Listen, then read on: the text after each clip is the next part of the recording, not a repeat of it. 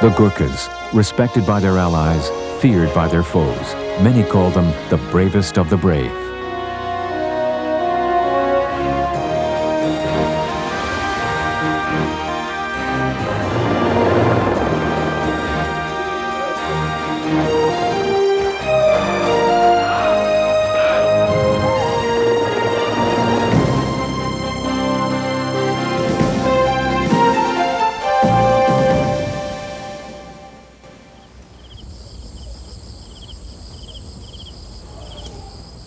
Boys from the hills of Nepal trained by the British to be the consummate global warriors, Gurkhas.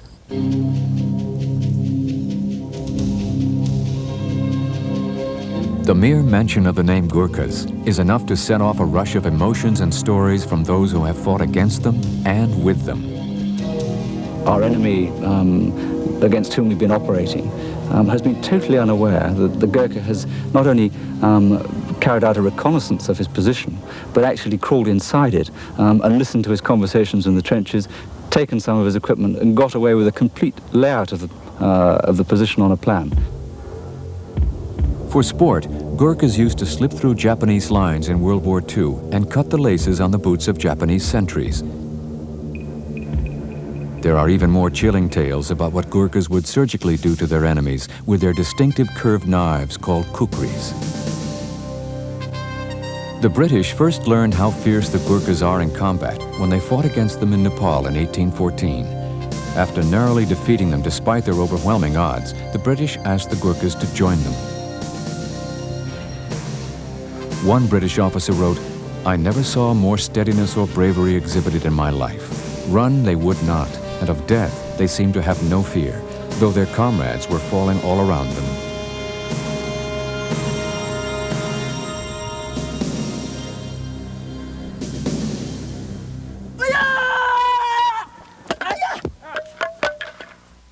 Perhaps the greatest mystery surrounding the Gurkhas is how such naturally passive people have become such fierce fighters.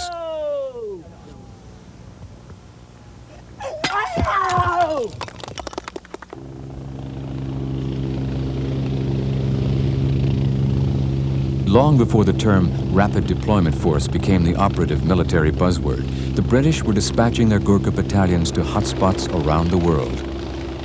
Well, the Gurkha is a natural soldier, that's the first thing. Of course, the background that he comes from makes him a hardened, durable human being. The Gurkha soldier will pay attention and do his job 24 hours a day without prompting. He somehow has his natural motivation and pride which makes him do that. When there's trouble about, it's nice to have a few of them around. The Sultan of Brunei likes to have them around so much, he personally pays the British government the costs of keeping a regiment of Gurkhas in Borneo at all times to help protect his sultanate. As many as 200,000 Gurkhas responded to the British call for arms during World War I, with those not fit for infantry duty volunteering as ambulance drivers.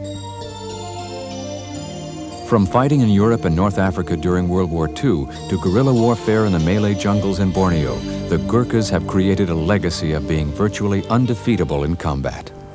He, at home, is often a hunter. He's used to moving around the countryside. And he makes a remarkably good infantry soldier, particularly in the bush or the jungle. He's silent and stealthy and very difficult to detect. Above all, the Gurkhas have been fiercely loyal to the Queen and the British Army for nearly 200 years of distinguished service.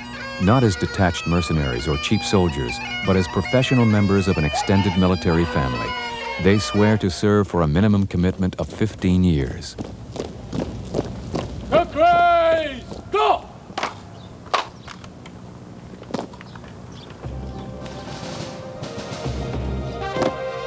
When a British officer once asked volunteers for a difficult parachute assault in World War II, only half the Gurkhas immediately stepped forward.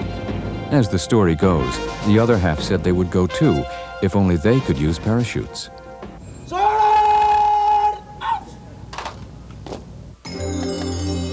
Real or imagined, the Gurkhas' mystique was their most potent weapon in the Falklands War. Just before the final attack on Port Stanley, the British leaked the plans for a Gurkha invasion. To the man, the defending Argentines fled rather than learn firsthand if the Gurkha legends were more fiction than fact.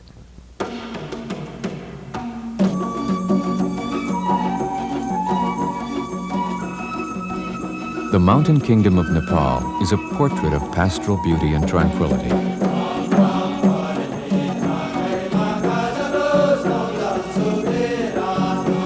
The Nepalese have not gone to war against anyone in over a century.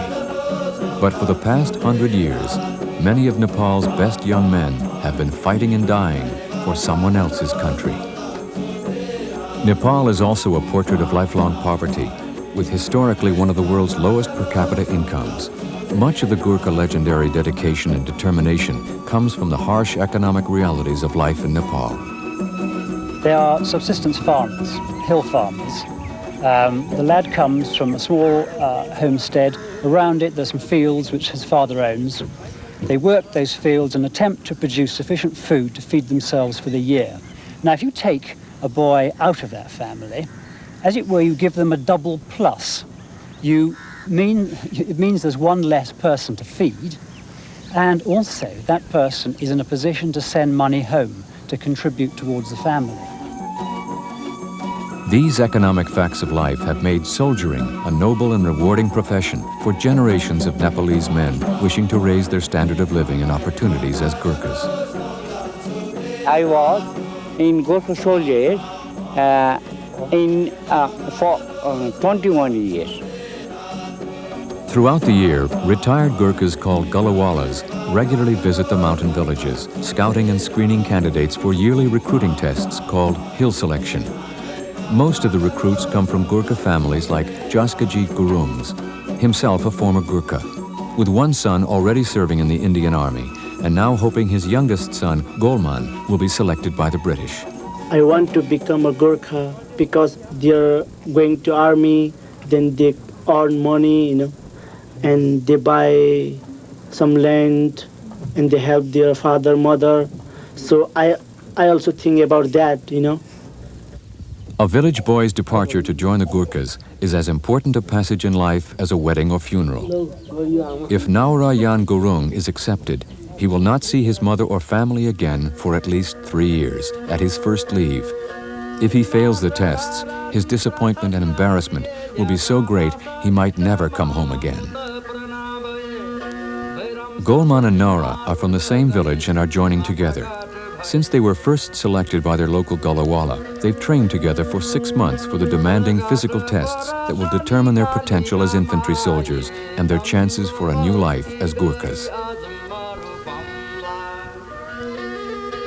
The local hill selection tests take place but once a year and are by invitation only. Only 1 in 20 will be selected for the final testing at the British camp in Pokhara. They've been training for nearly a year to get through this test, and this stage here all the friends and the parents and the villagers are watching for them. If they fail any one part of the test, we just throw him out. That means they have lost their face, and some of them even they don't go back to the home and they try to disappear from here. Each candidate is marked with an identifying chest number to eliminate any favoritism. The recruits must be at least 17 years old, 5 foot 3 inches tall, and meet other minimum physical requirements. The recruits are closely checked for scars, bad teeth, flat feet, any abnormalities that might lead to future medical problems. Golman and Naura scouted previous hill selection tests and trained together to pass this one. Golman was worried about his upper body strength and doing at least 12 chin-ups, while Naura practiced sit-ups 3 times a day to make sure he could do at least the required 35 on an incline in 2 minutes. The preparation paid off for Golman and Naura. They were 2 of the 4 chosen from this hill selection to head down to the British camp in Pokhara for more tests, evaluations, and competition. Some of the rejected have been known to have scraped the numbers off their chests with sand and walked days to find another hill selection test. As I call out the numbers and come in with those who've passed, leaving behind those who've failed, my thoughts, I'm afraid, are always with those who've failed. The pace and intensity of the selection process picks up at the British camp in Pokhara, where only the finalists from the hill selection tests can compete. Here, a simple running race becomes a climactic moment in a young man's life. Most are from the hill country and have never run on flat ground before, let alone with running shoes. The last event is the mother of all military fitness tests. Each man must climb 4 miles up a 4,000-foot mountain, carrying 70 pounds of rocks. The weight equals the equipment they must be able to carry as an infantry soldier in combat. Instead of a modern backpack, they use the bamboo baskets called dokos, which many have strapped across their foreheads and on their backs since they were children. Despite the load, heat, and altitude, these Gurkha hopefuls turned the doko carry into a high-stakes race and run for their lives.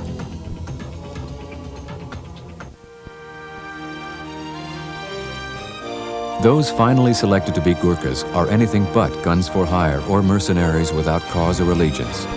In a simple but profound ceremony, these Nepalese boys first swear their absolute allegiance to the crown while touching the British Union Jack.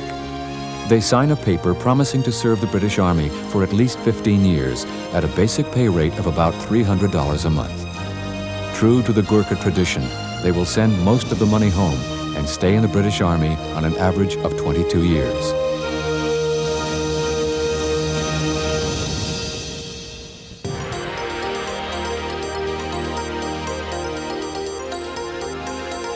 Hong Kong could very well be another planet for the Gurkha recruits coming here for basic training. Most have never been on a plane, seen an ocean, or been in a big city before. Joining the 20th century and the rest of the world is as much a part of the Gurkhas' transition as joining the army.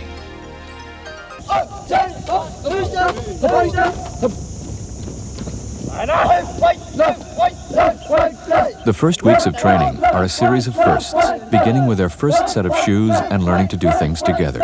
Because of the language and basic cultural differences, Gurkha basic training takes almost a full year, nearly 3 times as long as their British counterparts.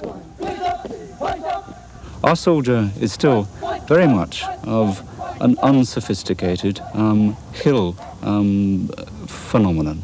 He's the sort of man who's had perhaps 5 or 6 years education in his school, has spent his entire life marching up and down, running up and down the hills of Nepal, the mountains of Nepal. And when he comes to us, is much more of a raw material than his British counterpart. However, a Gurkha is generally much more physically fit for training than his British counterpart.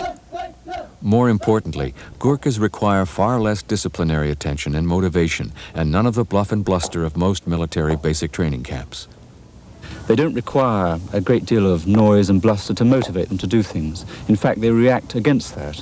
If you shout at a Gurkha and show that you're unhappy with him, he will first of all giggle at you and think you're being funny. And if that infuriates you even further, he will just close up and not do what you want. A simple, polite word is all he requires. Will you put your lips together and go puh? Puh. Puh. Okay? Puh. Now say potential. Potential. Potential. And Potential. Again, potential technical recruit. Potential technical recruit. A potential technical Much of the additional Okay, training let's just time is practice for this learning one together. English Let's go and the new back. culture they have adopted. As part of their cultural exchange, all British Gurkha officers learn Nepali, both as a sign of respect and to ensure against any communication gaps under fire. So त्यो पहिलो game खाली छ 2 तारिखमा छ नि त्यही दिनमा तपाई के काम गर्दैन भने आउने. If the Gurkhas have any natural fears, it is a fear of water. For most, swimming isn't in their vocabulary or background of life experiences. Some of them are afraid of water because they think they might get drowned. That's the reason why they're afraid of water. Having lost more soldiers to drowning than in combat in Borneo, all Gurkhas are now trained to be good swimmers, however long it takes. By the completion of training, they must be able to pass the standard British swimming test. And true to Gurkha camaraderie, they like to make a race of it.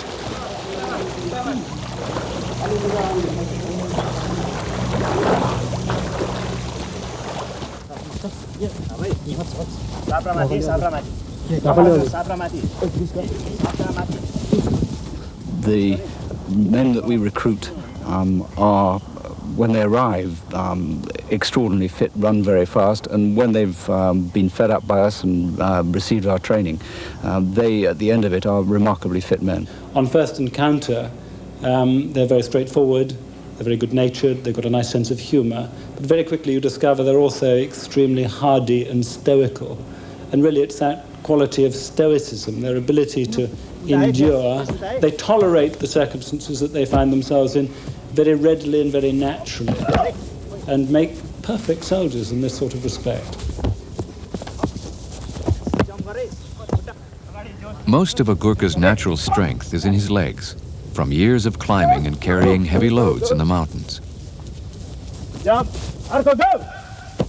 Get up! Up! Basic training concentrates on their upper bodies, which are not as strong and must be developed through constant exercise. Good.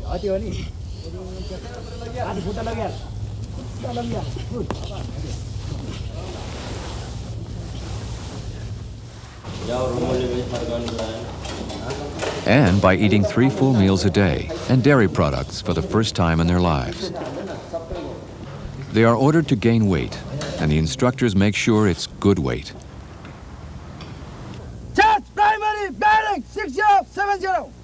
Anytime, anywhere, any place that the Gurkhas have gotten the call to arms, they have responded without the need for heavy backup support most other British infantry regiments might require.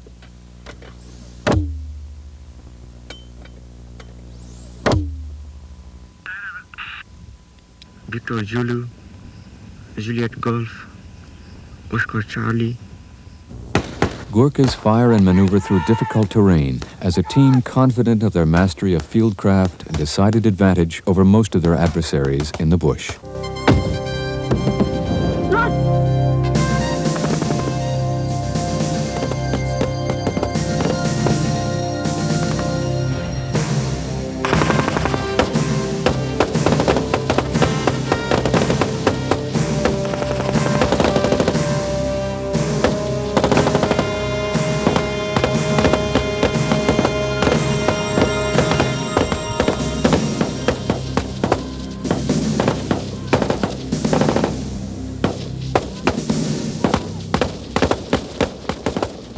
They got a very good eyesight, but they don't have any basic knowledge of skill of how to hunt, but they do, and they can kill, and they got a good shooting ability as well.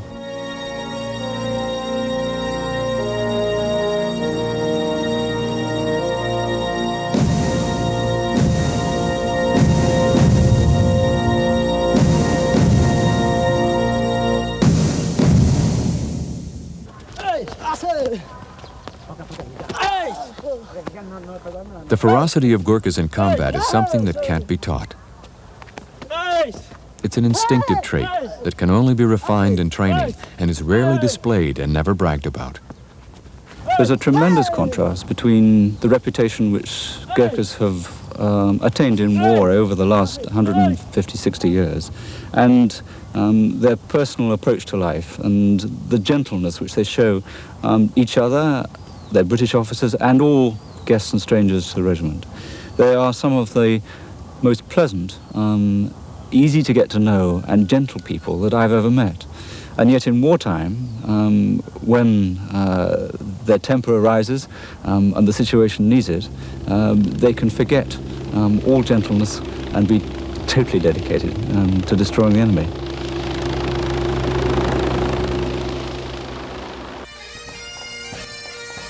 For their individual heroism, 12 Gurkhas received Britain's highest military honor, the Victoria Cross.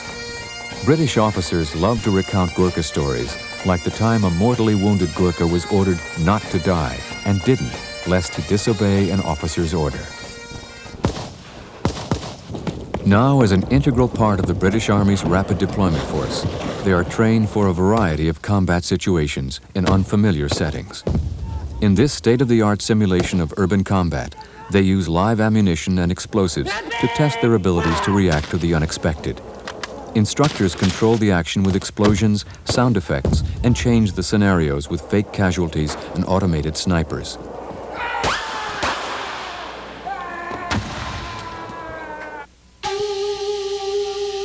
The Gurkhas' primary missions in recent history have been defensive.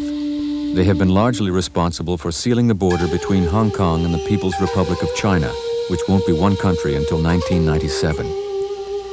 Day and night, they patrol the border for illegal immigrants trying to cross over to the Hong Kong side by cutting through the 19-mile fence that runs the length of the border. They have captured as many as 65 in a single day, using a variety of equipment ranging from sophisticated thermal imaging equipment to innocent-looking two-man teams on BMX bicycles, checking the fence for breaks and intruders along the 17-foot-tall fence. Armed with only sticks and their kukri knives, the Gurkhas set up nightly ambushes. They place extra detection sensors in the ground and check the more likely passage areas with night vision scopes. Their natural discipline and high morale allow them to maintain a high state of readiness night after night as they wait in the bush for somebody to test their 170-year-old tradition of following orders and securing difficult perimeters.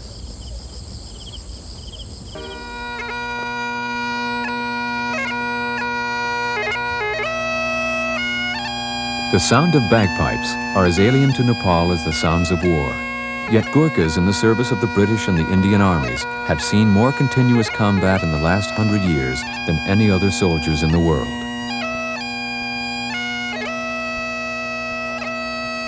Gurkhas are not allowed to have their families with them for the first 5 years of their service. As Spartan as their life and quarters might seem to Westerners, these young Gurkhas enjoy a higher standard of living than they could ever expect in Nepal. This Gurkha's few personal possessions reflect the important things in life. A picture of his wife, who he won't see for 3 years at a time. Some precious possessions of military life. And the legacy of his father, who was a sergeant major in this same regiment. Even after their service is completed, a retired Gurkha's base pension of approximately $30 a month is critical to his family, his village, and the country of Nepal, which depends on Gurkha pensions and salaries as its third greatest source of foreign currency. The downscaling of the Gurkhas, along with the rest of the British Army, is going to have a major impact on Nepal's economy. But Gurkhas don't complain. Not even retired Gurkhas like 72-year-old Tul Bahadur Pun, better known as V.C. Saab for having earned the Victoria Cross. He single-handedly took out 3 Japanese machine gun positions in Burma, the last armed only with his kukri. It took him 6 days to walk down from his village for this interview on the subject of Gurkha bravery, one part of the Gurkha's legend that will never be a myth. I think this is a genuine comment on the part of the world, but initially we Gurkhas ourselves didn't know that we are brave people, but upon our recognition, we also happen to realize that we are brave people. The bravest of the brave is how a British regimental commander described the Gurkhas in his diary after a battle. Uncomplaining, you endured hunger, thirst, and wounds, and at the last your unwavering lines disappeared into the smoke and wrath of battle. Never had a country like ours had more faithful friends than you. They have a saying which is often quoted, but it's very true. It's better to die than be a coward, and they live up to this.